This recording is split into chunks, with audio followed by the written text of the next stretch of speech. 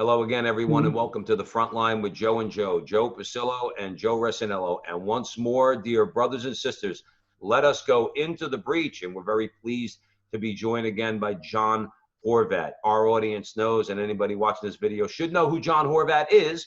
But if you don't, I'm going to give John a little introduction. John is a scholar, researcher, educator, international speaker, and author of Return to Order: From a Frenzied Economy to an Organic Christian Society, Where We've Been, How We Got Here, and Where We Need to Go.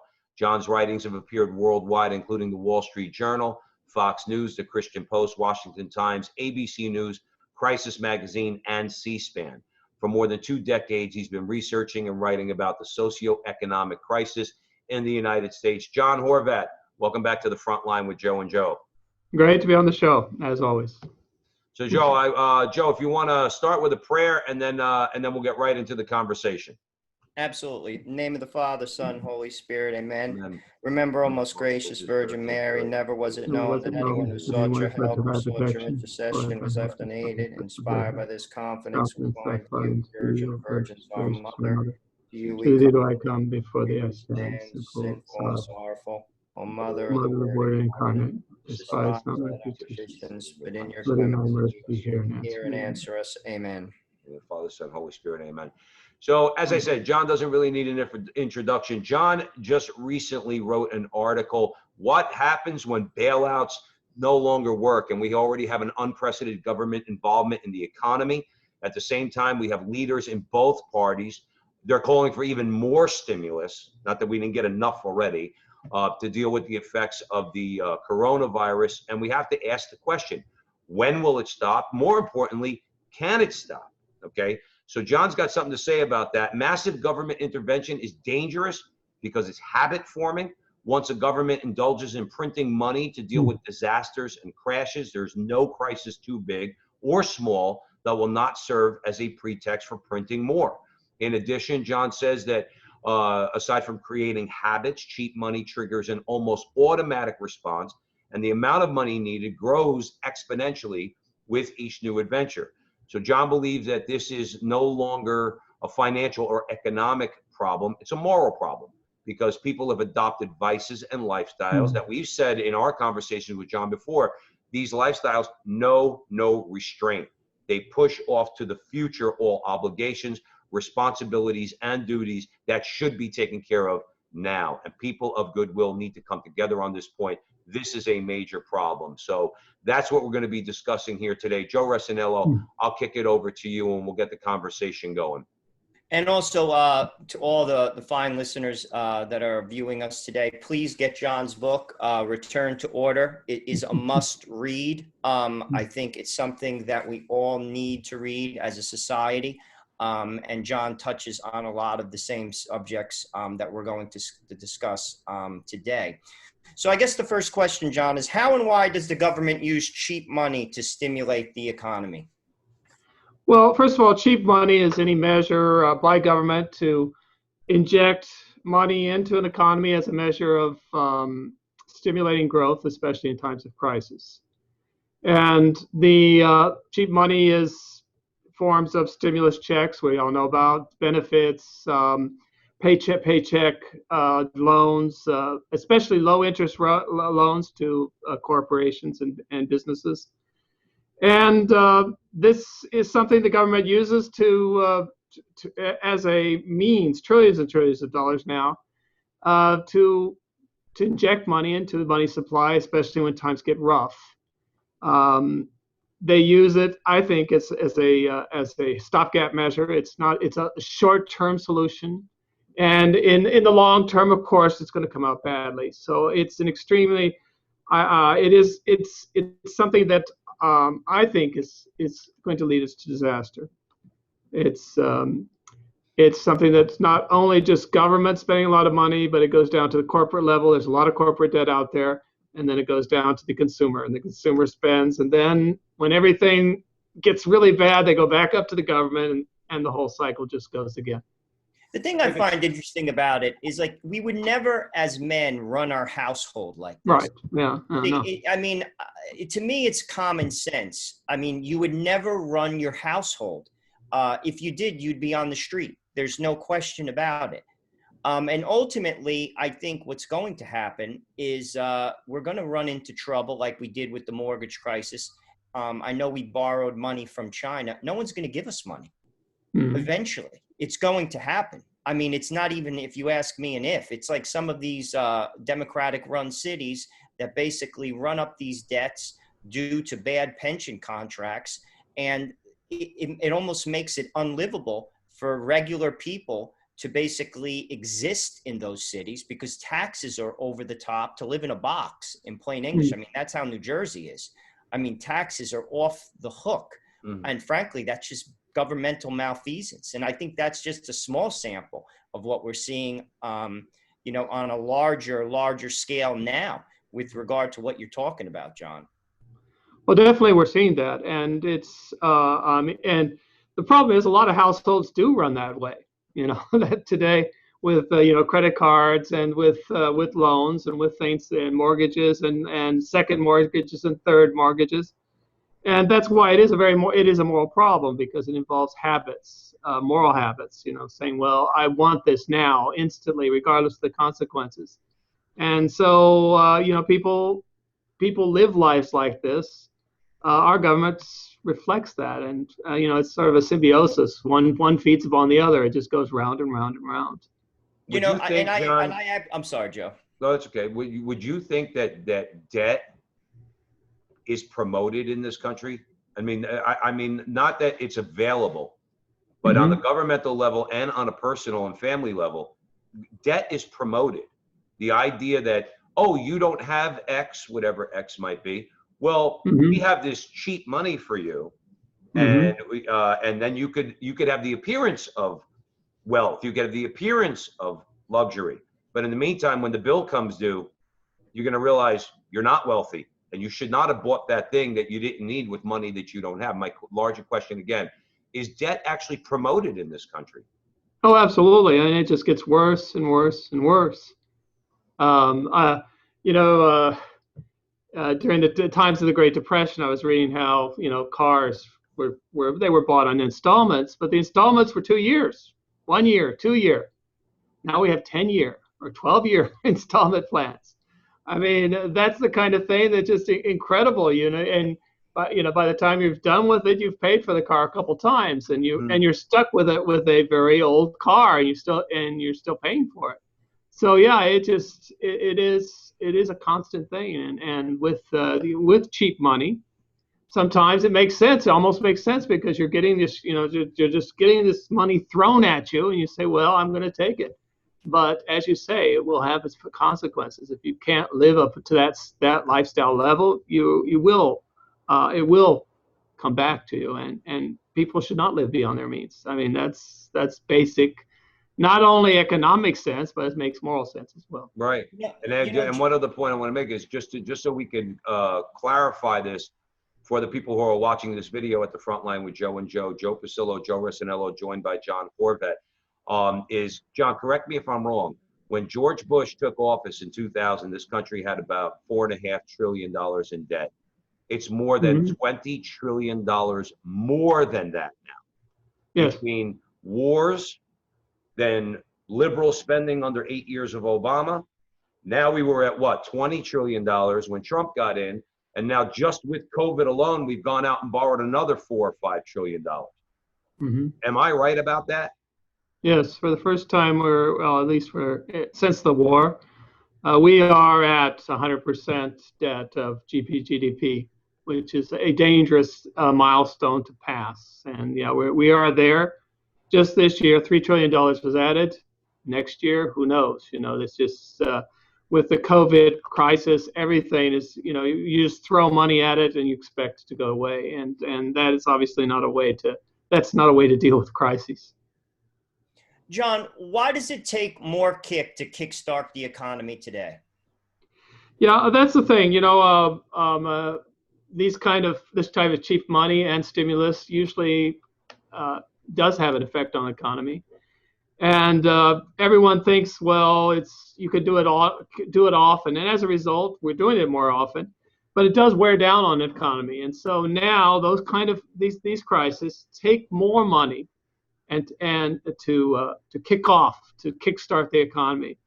The rescues don't work. The bailouts have the disadvantage of suppressing growth and suppressing entrepreneurship and creating habits of dependency. And so now these types of crises take more money, and the recoveries are much longer than they used to be. They didn't take as long as they used to. I mean, everyone remembers back when at the 2008 subprime mortgage crisis, it was $800 billion, and everyone thought how outrageous it is to spend for the TARP Right. rescue. $800 billion. This is going to be a $10 trillion bailout, this COVID crisis. So, and it's going to take much longer for it to come back. It just we're destroying the system by these bailouts. It distorts the economy, and so that's where we are. John, I don't want to get overtly political, but let me ask you this.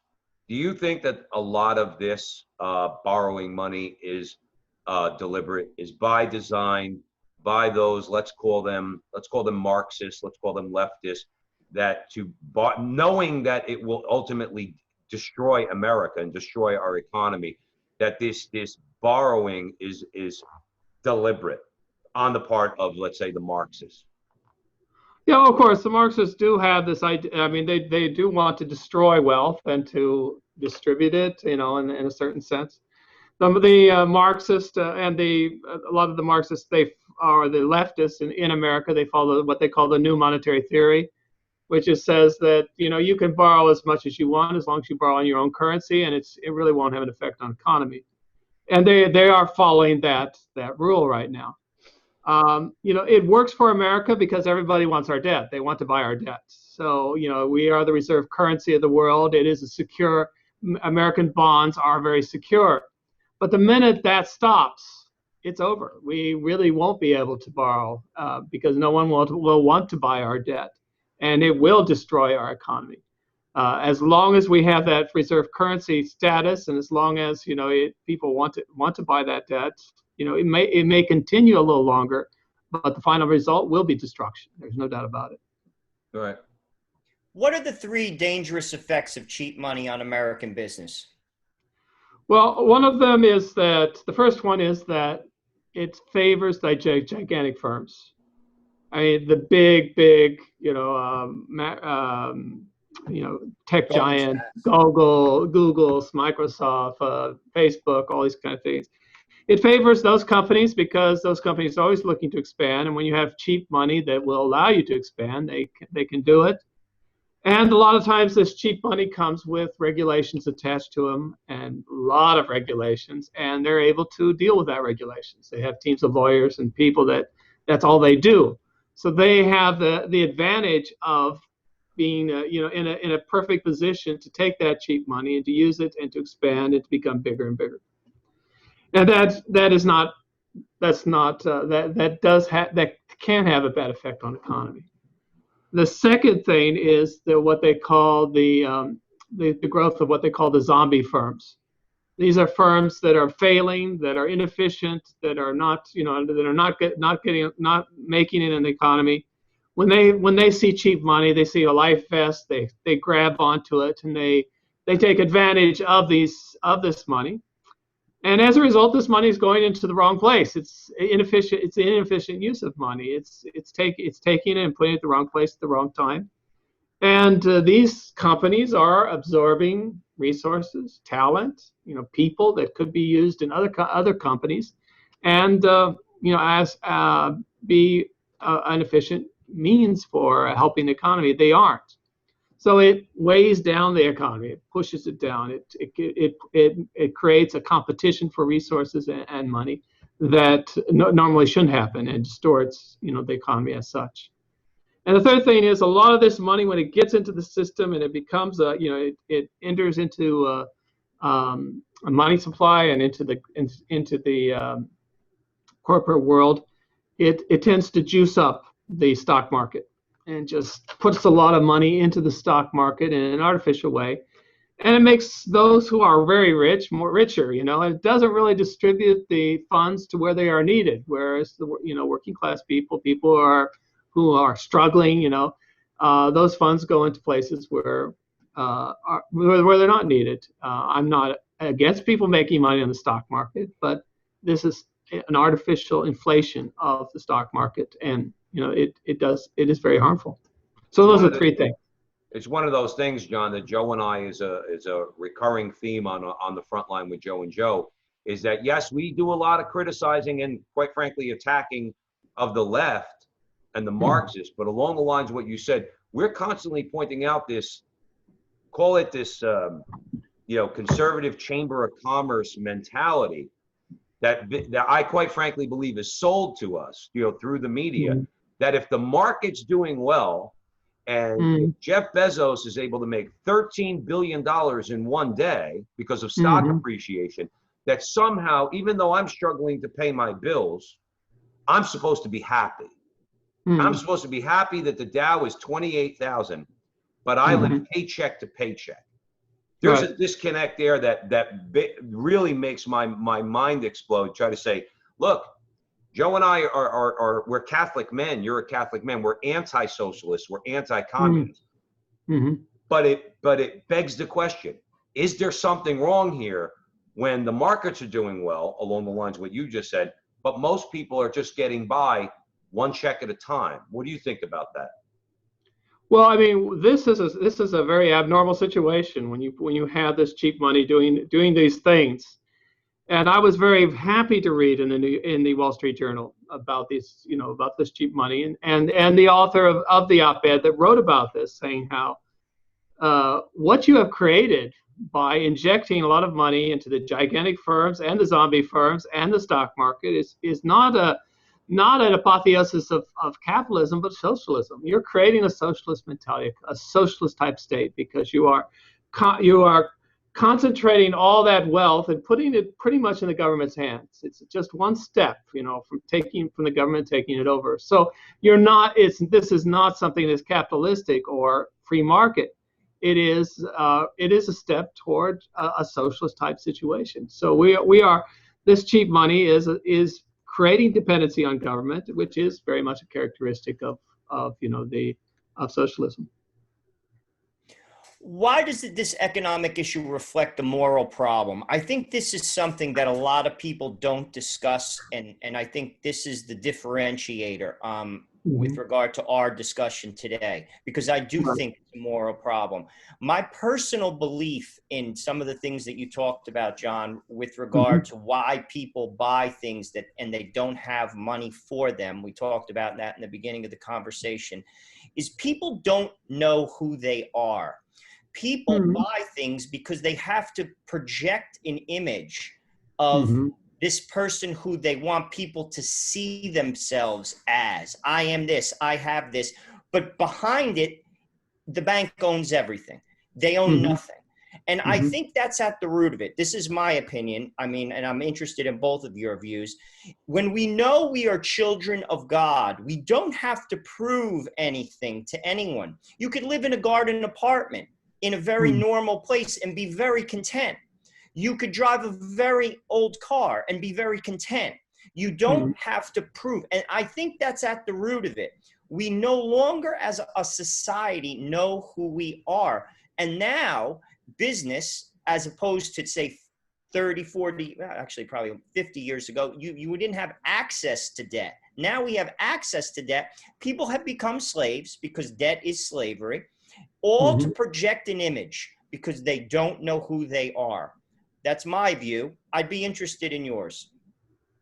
Oh, definitely. It is very much what you say. I like the way you put it, because it does. It is exactly that, and it is a culture that promotes that, and not only a culture but an economy and economic culture that produces that as well.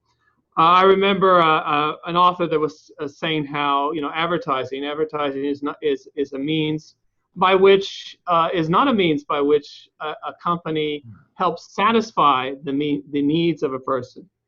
In fact, advertising is a culture of dissatisfaction. It's constantly telling you you are not satisfied. Even when you buy the good, next time around you immediately need the upgrade. You immediately need something better. So it is a it is a means by which it spreads dissatisfaction with your own state of who you are and wants you to be something more. And you'll never, ever be satisfied because material goods never satisfy. There will always be a better car. There will always be someone better. There will always be something better. So, yeah, this is very, very true. It is a means by which we are not satisfied with ourselves, and we're not satisfied with, many times with what God gives us, and I think there we enter into a moral problem, a very grave moral problem. That we're constantly coveting that which is not ours. One of the thing that Joe and I talk about all the time is that with corporate America now, it strikes me that these moral boundaries that we talk about, okay, and that we strive imperfectly, of course, but we strive to live by, knowing that we ought not go or behave in a certain way irrationally against our interests, against our family interests. But this pushing of the boundaries seems to be promoted now by corporate America. When you think of like big companies, and yes, it has to do with the culture. It has to do with the sexual revolution of the 1960s. They promote abortion. They promote contraception. They promote LGBT. They promote that all because they're trying to create a certain mindset in people. As Joe is describing, what defines you? Are you defined as a child of God? Okay. Or are you defined by your sexual liberation? See, if you're sexually liberated and you don't know how to allow your reason to control your passions, the corporations, John, they're going to have their way with you. And the way they do that is what we're talking about, convincing you that you need to buy things with money that you don't have, driving you into debt, all the while, when you know that there's a problem, even that person would know that there's a problem, they convince you ought to have a smile on your face while you're destroying your life because you don't have those boundaries, like I said, whereby your reason controls your passion. Talk about that a little bit. Is it in a free society where we have free speech, John? But should we as a society allow the corporations to basically through their advertising arm, perpetrate this on the American people?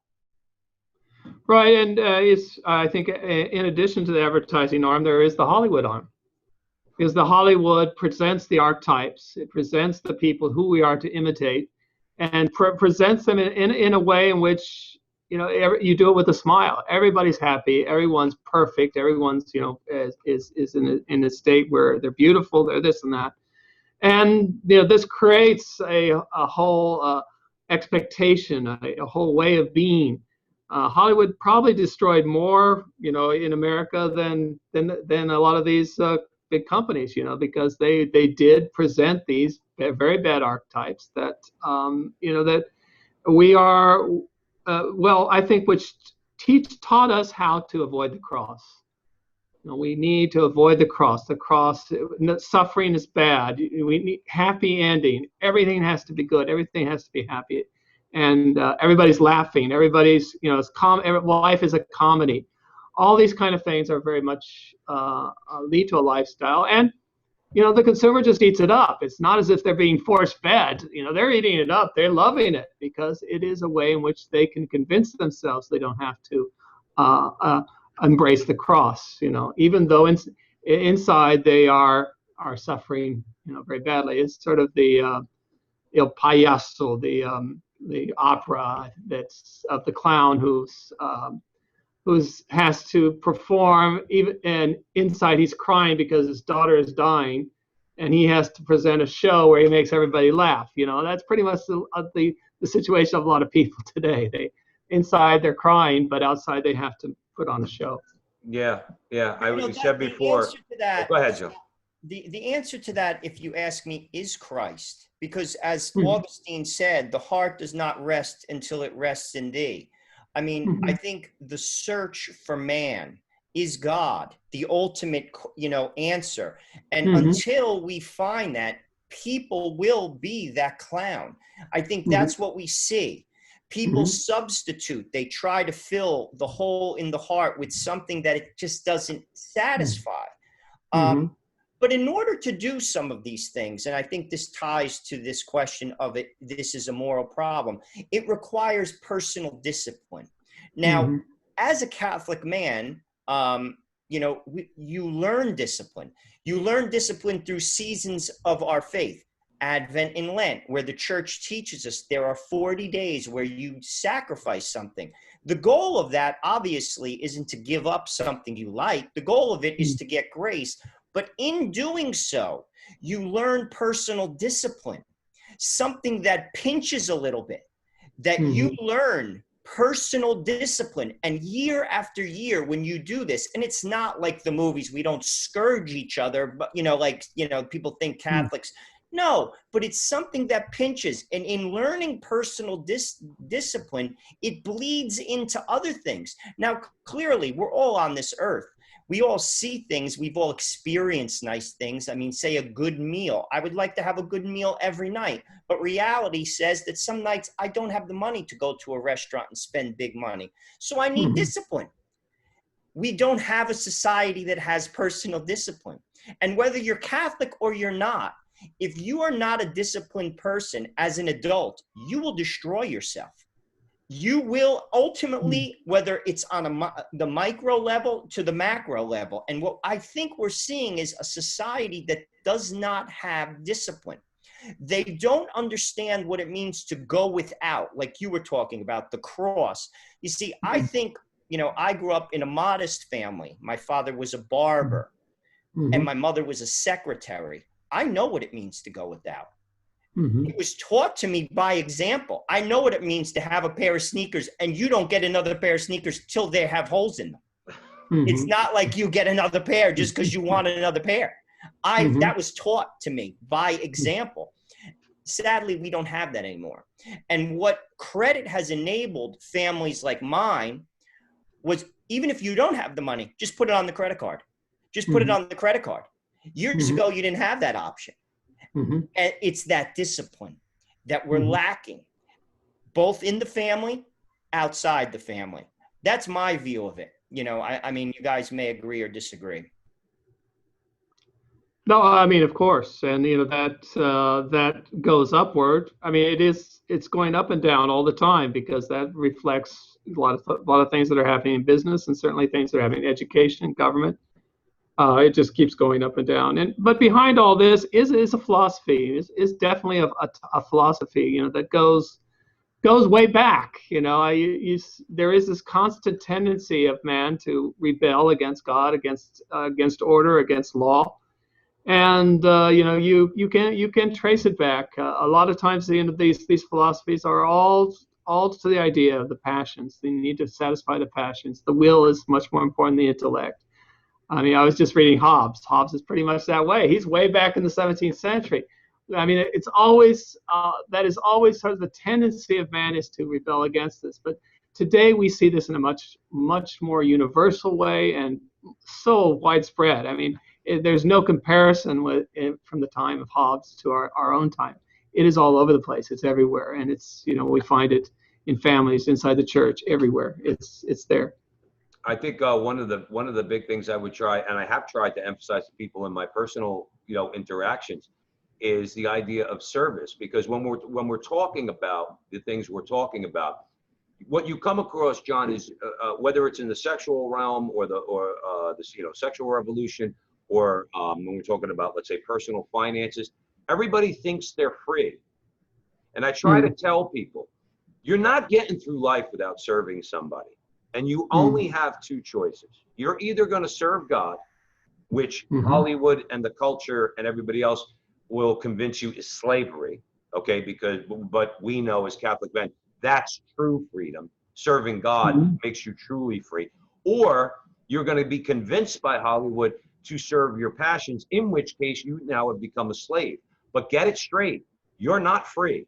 You might have the illusion of freedom because you think you could go out there and do whatever you want. Or as Joe was saying, you got the credit card, you're free. Go out and go, charge 10 grand on it to buy another thing you don't need. All right. And go into debt. But you are serving somebody. And our argument, of course, is you are infinitely, and I mean that word sincerely, infinitely better off serving God, because there you will find your true happiness. But that's why the question, is this a moral problem? That is a moral problem. Trying to convince people that, yes, the best route, not just for this life, but also in the next, is serve God. You'll be vastly better off for it.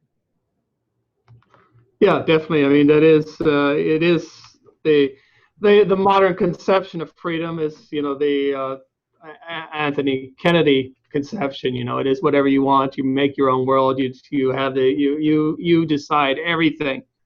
And of course, that is, as you said, it's slavery. It's slavery to your passions. It's slavery to the devil when you finally come down to it. And the classical definition of freedom and liberty, it was pretty much along the lines of self-discipline. It said that you are only truly free when you govern yourselves and your passions, because a drunk man is not free. He's only free once he's governed his passions and put them under lock and key and made sure he's not going to get drunk. He becomes a slave when he drinks. He does what he wants to do and allows and does what he feels like doing. So yeah, the classical definition of freedom has always been the idea of dominating oneself and dominating one's passions, because the passions are always there and always ready to. I mean, this is the modern tendency is to deny original sin. Original sin doesn't exist. Everybody's good. Nobody has any bad tendencies, and we just sort of live our lives the way we want. But original sin always comes charging in, and we tend to do bad things, and we do bad things, and it has disastrous consequences. And people just really can't get that in their head. They'll do bad things, and they'll think, well, that's this time. I'll just do it again, and just one time after another. It doesn't make sense, but that's our fate once original sin enters. Mm-hmm. John, and I agree with you. And one of the things I think that society, and even like man for 2,000 years since Christ walked this earth, we all share as Christians with our Protestant brothers and sisters the idea that we're born with original sin and we're baptized. But I think what the Protestant world does not fully grasp, and especially the atheist world clearly doesn't, but even our Protestant brothers and sisters don't grasp, is the power of concupiscence. You see, just because we're baptized, we're still made of flesh, and we are tempted, and we have passions. So what did God do in his wisdom? He created a hospital, and that hospital is the Catholic Church. And what does he give us in that hospital? Confession. I'm going today with my wife. We go every other week because I'm a sinner. I need confession. And what does it do? We're forgiven of our sins, and then God gives us grace to overcome our sins. And as time goes on, we grow in virtue. He did that because he knows who we are. We're sinners. And then he gives us himself, the Eucharist, the source and summit of our faith. It is the source of all grace because it's God himself. The world does not understand. First of all, it doesn't admit the fact that they are weak, and we all are weak, no matter who we are, no matter how gifted we are. We have concupiscence. And then what do? In our humility, we reach to God, the hospital, which is the church. I love when Francis said that. The church is not a museum for saints, but a hospital for sinners. How accurate a description. It is for sinners. Now, that doesn't mean we receive Christ outside of the state of grace. Absolutely not. But it is a place where people admit that they are flawed. I am here. I ask you to help me, and through your grace, you will perfect me and bring me home. Society has missed that. Mankind has missed that idea in their pride. And it's a shame, because many of the answers that to these greater questions, they're bigger than us. How many times in my life that I can't do this, but with God, you can do everything. I really believe that the moral answer to this is just that. It's basically, it's a pride thing. We as man refuse to bend our knee, admit our weaknesses, turn to God, who will ultimately help us and improve our life and build our country and make it a great, great place. It was that place. It still is a great place. But frankly, I think we have to get back on the road again And we're missing that key. And I think that's the key, if you ask me. That's just my little soapbox, but that's my, my thoughts on it. You know what I'm saying? I look at the church and I always try to explain that to people. People think like, everyone's walking around in the church like pious. No, these are people who admit, listen, I'm a sinner. I go to church. I need God. If without God, I'm finished. Right. What do you guys think about that? I mean, just from that perspective, I mean, I think that's the missing piece. Right. The church puts us in a perspective of responsibility, because we then are responsible for our actions, and we need that, and we realize that, and therefore we seek out help. And so, the church always says that grace perfects nature. It takes our human nature and allows us to be dependent upon God for that grace, and to do things beyond our human nature as a result of that, knowing that it is God who works through us. And the Protestant ethic is very different. I mean, Luther was, he says that grace does not perfect nature; it annihilates nature. That God just takes that nature and covers it up, and it's all covered up by Him. We really don't have that much of a responsibility. All we have to do is just say, yes, God, I accept you as my personal Savior, and it's over. I don't have the responsibility that I have in the Catholic Church. And that type of ethic that, as pretty much part of our history, enters in a lot, and it has a very disastrous effect, because the proper nature of faith is for God to perfect our nature, and not to just have this sort of slacking off of responsibility. Say, no, I am. They'll admit they're sinners, but they will not allow God to work in a way on top of our nature and allow us to perfect that nature. It's just saying, well, God has to do everything, and that's it. And if He doesn't, well, he'll just cover it up, and that's not the way it works. It leads to disaster. Even before I started practicing the faith again, John, between 10 and 15 years ago, even I knew that there was something wrong with that view. That was why I didn't know if I wanted to be a practicing Catholic, what I wanted to do. But when I got into Luther a little bit and started to read, I said, no, even a superficial reading of Scripture, you got to do something. This is on you. You can't just blame God, for your fallen human nature. No, you have to take some responsibility. And ultimately, it was that idea. I said, yeah, I'm going to have to listen to the church, and I'm going to have to put down some things in my life. I will say this. I wanted to comment one thing before we did want to ask you, John, one final question on our conversation. But bending the knee, that's kind of the way I was trying to put it before. Joe mentioned bending the knee. That's what we have to convince people. If you think you're not bending your knee, you're deluding yourself.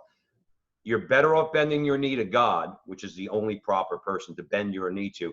Because if you don't, you'll either bend your knee to the state, or you'll bend your knee to the economy, okay? But you will bend your knee one way or the other. And we have to try to convince people you're infinitely better off if you bend your knee to God. So go ahead, Joe. I know you had another question for John. Yeah, one last question, John. Can addiction to cheap money be stopped? I mean, we're always looking for solutions. Can we stop this train? Yeah, I mean, the analogy is an addiction. An addiction is something that is very enters into the person. You need more and more, and it's more costly. It has all its problems. So that's pretty much where we are right now. And so addictions can be stopped, but it is tough. It's very hard. It's not easy. And I think that is the big question. Will we somehow eventually have to, things will get tough, and we'll have to stop, because there's no halfway measure in these types of things, in types of addictions. A person who's addicted to alcohol doesn't say, well, I'll only take 1 drink a day instead of 10. He's already lost. These kind of things are cold turkey. You have to somehow deal with it. And I don't see it happening while we're still in the cruise ship phase of our economy, where everything is just is flowing, and the consequences are not nearly as evident. But when things do get tough, I think we will be forced to. I mean, we'll be forced to somehow stop this addiction. I think what we need to do, John, I think we need to convince working class and blue collar and middle class people is when that occurs, and as you pointed out, it will. The bill is going to come due at some point in the future. We need to convince people the rich people are not going to get hurt. As my brother Joe Resinello always says, the man's always going to get paid. They're not going to get hurt. They'll take a shave, but they're not going to get hurt. You are the one that's going to get hurt when the bill comes due. And we have to start convincing people as much as we can and as often as we can in as many places as we can. Stop spending money. Stop borrowing money. In fact, the opposite. Get yourself out of debt. Start saving money. All right. Get some real assets. Okay. And yes, who's that message going to bother? The oligarchs we're talking about, both in the government and in corporate, big tech, Hollywood, and the rest of them. It'll bother them, but who cares about them? They don't care about your life. We need to start convincing people you need to take charge of your life. The first thing you have to do is get out of debt, and then you have to make sure you don't get back into it. That, I think, would be a really good step, because that'll start to create that mindset where they'll start voting for people that are going to do something about our national debt, our federal debt. In other words, and start to actually tackle that issue. But as we say on the show, John, all the time, ultimately it starts in here. If you want to change society and the culture, it starts right here. We have to convince people about what we're talking about. If you continue down this road, you will be destroyed. Not the rich guy. You will. You're going to be the first casualty when that bill comes due. Would you agree with that, John? Oh, definitely. I mean, of course, yeah, and and I think as Joe, the other Joe said, is there is a spiritual component to that. If you have your spiritual life in order, your financial life will be in order, because the principles are the same. The responsibility is the same. The responsibilities for one's act is the same. And we have the advantage is that as Catholics that we have recourse to grace, that it gives us the strength to do it. Because if it was just the program in a natural sphere, we probably would lose. When you have those spiritual aids, especially that of grace, we can do it. And do it against a culture that is overwhelming. We can do it, but that is the important thing. As a practical aid, I think what people can do, because I think there's a lack of understanding of how compound interest works, why people just put things on credit and they don't realize the damage that compound interest affects their pocketbook. What I would suggest to people, and what I always suggest to people, is this: when you do your taxes, calculate the interest that you paid yearly on your mortgage, on your car, and on your credit card. Add it all up, take the number, put it on the refrigerator, and circle it in red ink and with a Sharpie. Stare at it every single day. How much you paid in compound interest in a calendar year. That could be a practical tool to basically wean people off, along with many of the things we talked about with regard to building discipline, with regard to putting God first in their life, with regard to living a sacramental life, with regard to understanding who you are as a child of God, as opposed to a child of the state, where consumerism says basically you are basically what you have as opposed to what has been given to you, your identity as a child of God. Ultimately, if you ask me, that's the solution. And from there, everything rolls downhill and you have order. Your life will be ordered, and that will bleed into our society, and it will bleed into our country. And that, my friends, will make America great, if you ask me. John, do you have any final thoughts? I think we've covered it pretty much. What we're talking about. I think I think it is. It's funny that I threw this topic out, and I thought, well, this is all economics. Nobody's really going to be interested in it. A lot of only the really economic people. I was surprised because most people who answered were, Catholic radio, you all, pro-lifers. I mean, they saw that this economic issue of bailouts and the dependency on bailouts, it was a moral issue, and I was very surprised how attractive it was for them. I think we need to think in those terms, not only think of moral issues being things that are extremely religious, but things like bailouts, things like the way we spend money or the way we live our lives and the financial system that we live in. It's a moral issue. It's also something that we need to be concerned about.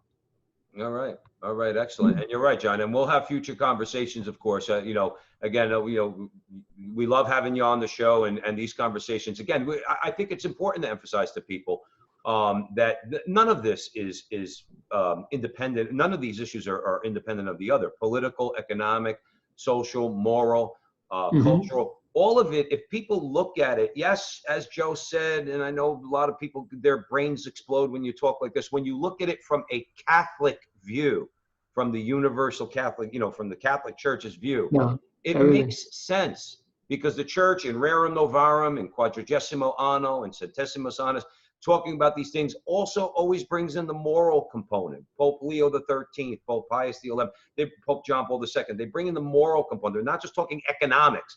The church is in a bunch of economics majors, okay, or economists, okay. Obviously, the church is talking about the morality of all these things. People need, and perhaps they're not going to go read an encyclical, but guys like us can keep talking about it and talk about how this is all intertwined. It's all one big battle that we have to fight, all right? And it's on a bunch of different fronts. That's why we're at the front line with Joe and Joe. I think the more people realize that, they'll be better off. They'll be better off. They'll look at the world and the way they live their lives a little bit differently. And hopefully we could take some power back from the government and from the oligarchs and from corporate America and bring it back to ourselves by implementing these things. So we want to thank you, John, as always, for joining us. Again, we'll have you back, whether it's talking about one of your articles or we'll just mix it up. We'll come up with a topic and we'll throw it out there, something along these lines. But we love having you on the show. So, that'd be great. No problem. So just to let everybody know, John Horvat, again, is the author. Joe, hold up the book, Return to Order from a Frenzied Economy, which of course is what we have right now, a frenzied economy to an organic Christian society, where we've been, how we got here, where we need to go. And you could follow John at returntoorder.org. And the article that we're talking about today is What Happens When Bailouts No Longer Work. You could read that full article that John has written on returntoorder.org. So John Horvat, once again, thank you for joining us at the front line with Joe and Joe. Please follow Joe and I on Facebook and YouTube. Like, subscribe, share, hit that little bell. I'm told that's important. Let's hit the little bell. It helps Joe and I get our show out to a larger audience. And remember, until the next time, that our conversation is your conversation, and that conversation, it's going on everywhere. We'll see you next time.